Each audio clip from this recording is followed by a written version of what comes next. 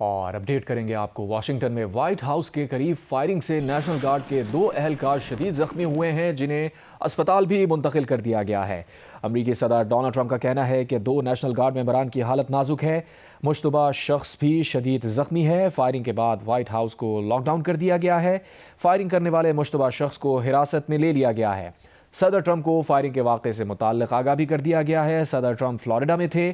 Washington کے Ronald Reagan airport پر پروازوں کو سیکیورٹی کی وجہ سے گراؤنڈ بھی کر دیا گیا ہے۔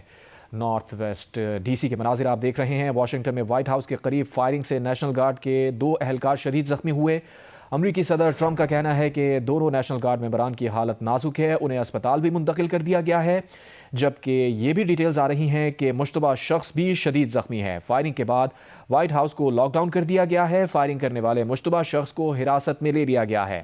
اس متعلق صدر ٹرمپ کو آگاہ بھی کر دیا گیا ہے۔ صدر ٹرمپ فلوریڈا میں تھے اور امریکی صدر کا بیان بھی سامنے آیا ہے جس میں انہوں نے کہا ہے کہ اس واقعے کے ذمہ داران کو بھاری قیمت چکانا پڑے گی، اور 3 زخمیوں کو اسپتال منتقل کیا گیا ہے، جس میں 2 نیشنل گارڈ کے ممبران ہیں جبکہ ایک مشتبہ شخص ہے جو زخمی بتایا جا رہا ہے۔ ان تینوں کو اسپتال منتقل کر دیا گیا ہے۔ فائرنگ کرنے والے مشتبہ شخص کو حراست میں لیا گیا۔ صدر ٹرمپ کو فائرنگ کے واقعے سے متعلق بھی آگاہ کیا گیا۔ صدر ٹرمپ فلوریڈا میں تھے۔ واشنگٹن کے رونلڈ ریگن ایئرپورٹ پر بھی پروازوں کو سیکیورٹی وجوہات کی بنا پر گراؤنڈ کر دیا گیا ہے۔ مناظر آپ دیکھ رہے ہیں واشنگٹن کے، جہاں پر نارتھ ویسٹ ڈی سی میں یہ واقعہ پیش آیا۔ وائٹ ہاؤس کے قریب کا یہ علاقہ ہے جہاں فائرنگ ہوئی اور نیشنل گارڈ کے 2 اہلکار شدید زخمی بتائے جا رہے ہیں۔